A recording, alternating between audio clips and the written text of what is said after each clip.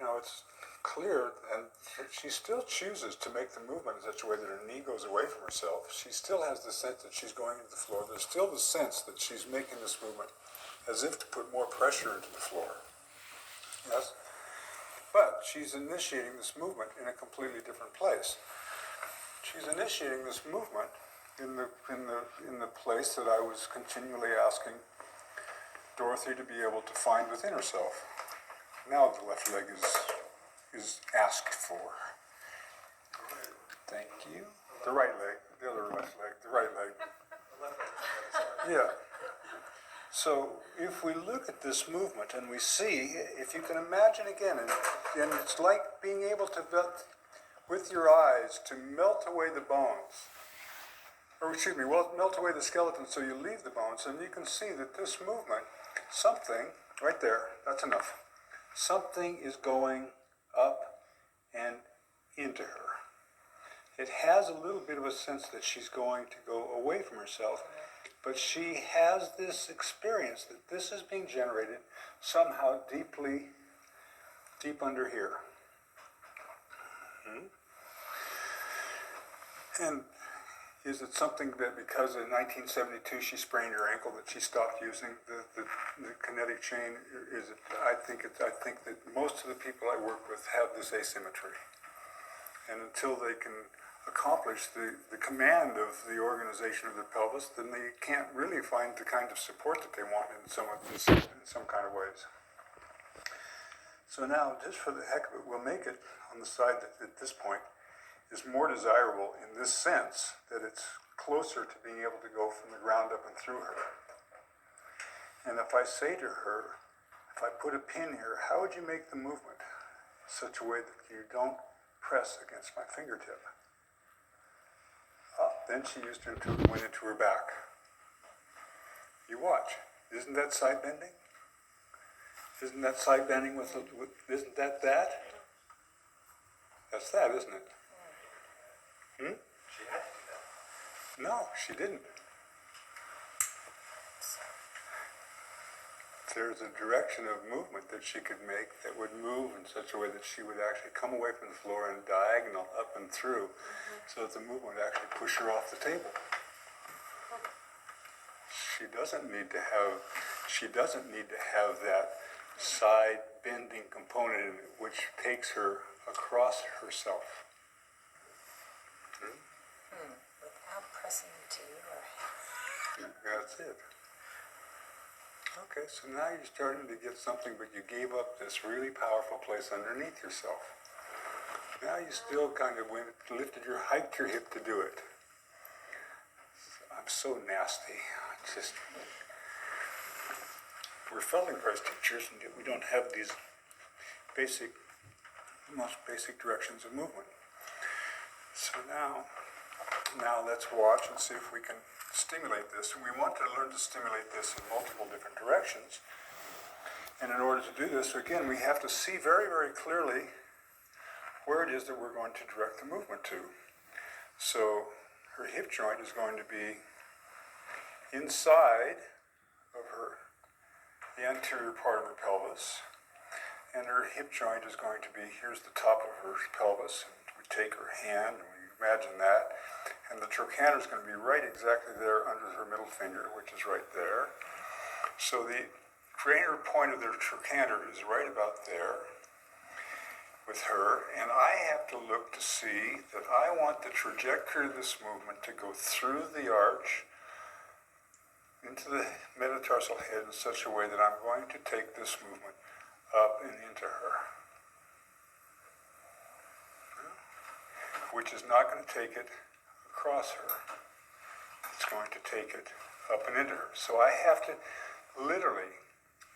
skeletally have the sense that when I touch her, that I'm going to, if I do it from here, I can come here and I can have the sense that I'm going to lift her as if I was going to roll her. I could come here and capture the movement into the joint in such a way that I was going to roll her from there. And if I'm going to do this with her legs standing, I can invite her to come from, watch my finger, It's sitting clear up underneath here. I can invite her to begin to find a way of moving underneath herself that will drive herself. Take your left arm upward. Turn to look upwards to see her hand, so that she's continuously moving from the floor, through her lower leg, through her knee, upwards. And she can do this. This time she still had some pressure in her foot. She can make this movement as if there's no weight in her foot, that she doesn't increase the weight in her foot. And if she's going to do this, there's going to be a moment that she starts this movement by spiraling from the ground, through her lower leg, through the fibula, in to create that whole chain of movement. Go ahead. Boom. I can control how far she goes just with her fibula. I can drive her with the fibula. I capture it just right. Boop, boop, boop, boop, boop, boop. That's nice. All right.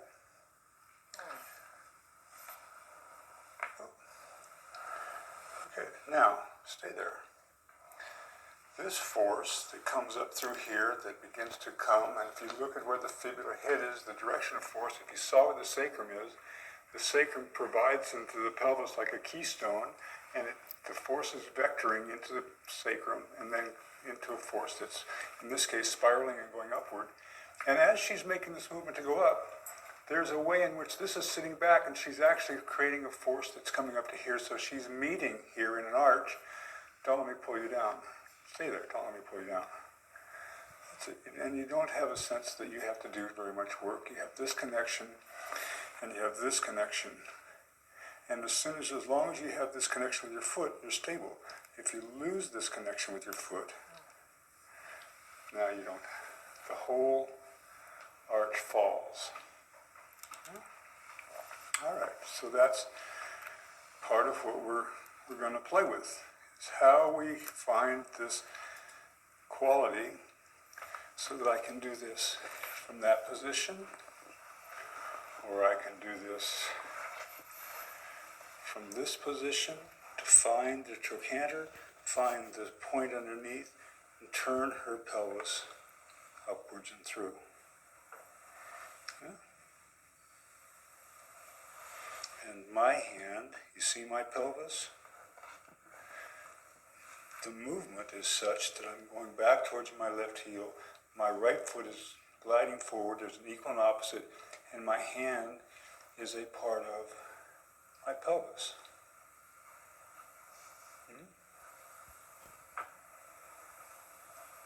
Okay, it's not this.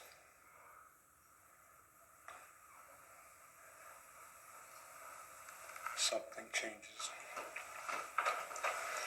All right, so now, Education 101, we give her the first approximation in the area, that side that's easiest for her.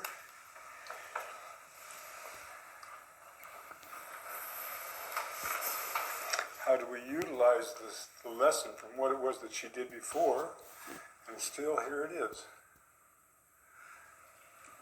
So there's still some connection here that's missing, some essential quality that recognizes some sense that it's not this adductor, it's not this rotation, it's not this rotation, because this is, in a sense, we could see all the tissue wrapping in this direction. But if I simply gave all that movement into a different shape, she would organize it differently.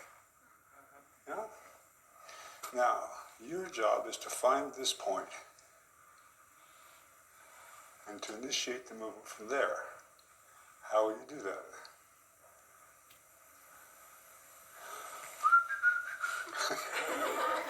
You. Okay, close. Your knees going in what direction?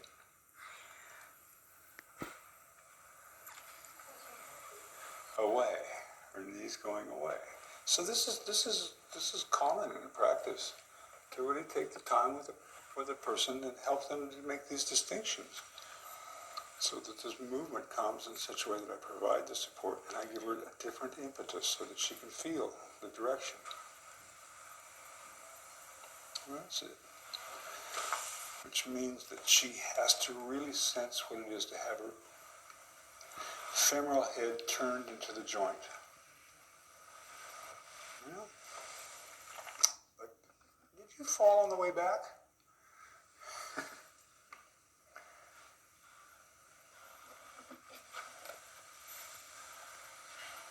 Take this message, take that message, pay attention to this connection. That's it, that's it, that's it, that's it, that's it, that's it. Good, stay there. And stay there by continually turning this into the joint. That's right. That's it, excellent. Oh, stay there. Do nothing but stay there. That's it. Good. Now we have to be careful that she does that, but she doesn't get to go outward to the point that she's supinated outward too far either. So we have to help her really find how to just find the support. That's it, and then come back.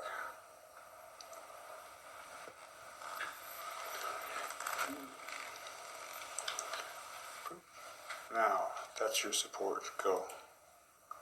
That's it. That's it. That's it. Excellent.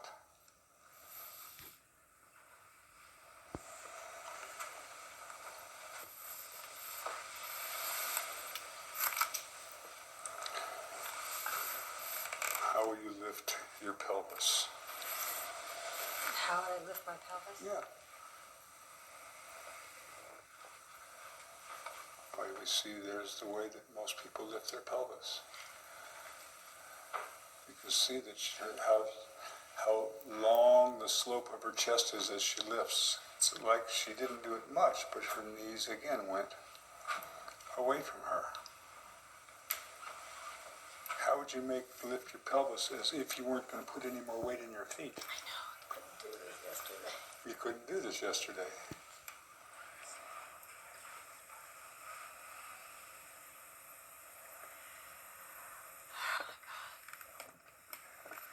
I'm just, Yeah, you want to do that. You want to do the old spine like a chain thing. that's right.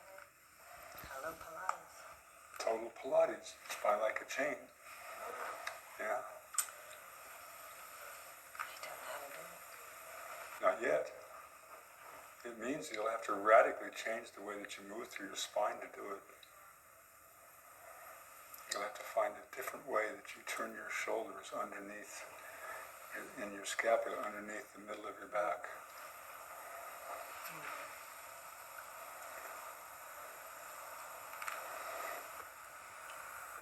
I don't know where to start from. So again, what would it be if this movement came up and, now that's it slowly. Oh, What would it be if this movement drove me back. drove you upwards? Yeah. So the movement were to come from the floor, away from yourself. That's right. Are you still under the trochanter and getting into the, running it into the back of the hip joint? No, I'm actually under the trochanter. Right there's the trochanter. My finger. I've seen you getting in under the hip. I can go in under deeper too, and I can. But for this case, I'm really interested with her to just boop, lift her, give her the sense of her trochanter, and give her the sense of what it's like for the trochanter to really go into the joint. Now go ahead and go. That's nice. Now, Feldenkrais created this with the carp jump. The jump where you lift your feet up in the air and you land. Yeah. And he said, do it in such a way that you land softly. It means don't fall through the air. That means that when you go up, you have to make an arc in your back in such a way that when your feet land, that you have so much support in the arc of your back that the movement from the feet comes up and into the arc of your back so you don't fall and collapse. You maintain the arc.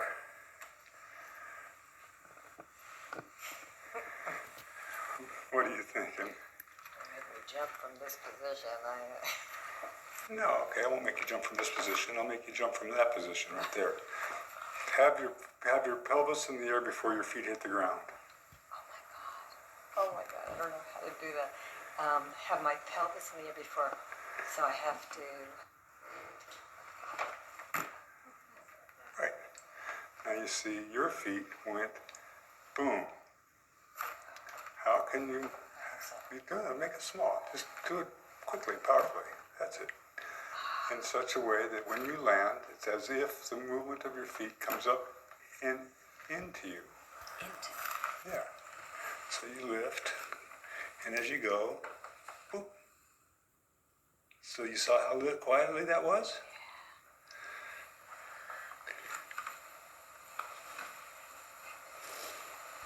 Now you make it that light.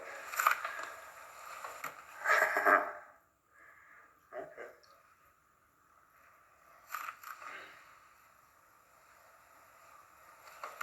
Oh, you're in your head. I'm in my hands too. That's close, yeah. But here's again, she's landing with the sense that the movement is going and her knees are going away from her rather than landing in such a way that when she lands, that the rebound is back up and into her. Better. Now do it again. That was feet, then pelvis. Yeah. Feet landed and then her pelvis. There you go. Now there was a little sink and then catch, yes? Now, just land here.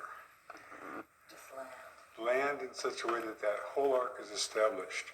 So you don't sink, because if you sink, you've gone toward your knees, rather than arcing. So do the jump again. Do that. Do the jump, but maintain so that your pelvis doesn't even fall a millimeter. So that your pelvis has that arc up, so you have to pick your pelvis up at the end.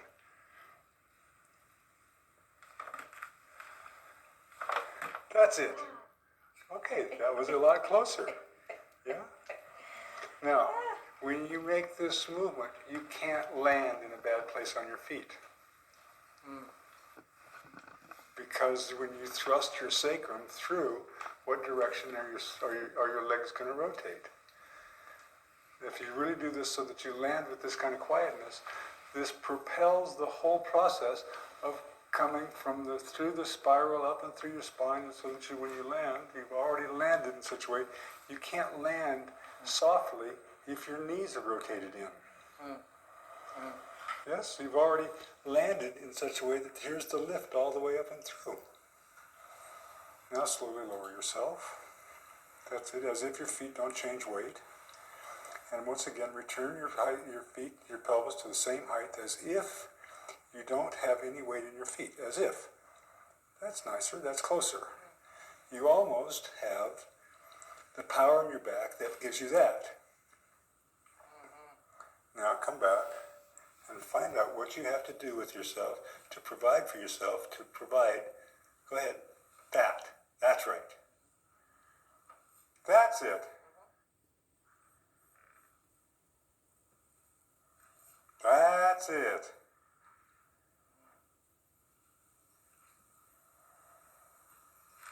That's nice. Now keep spiraling up and into me in such a way. That's nice. Wow. Now come back down. Lengthen this leg.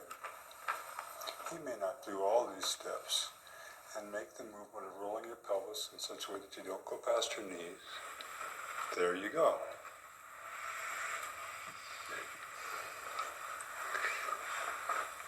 That's nice. to standing again for a moment. Standing,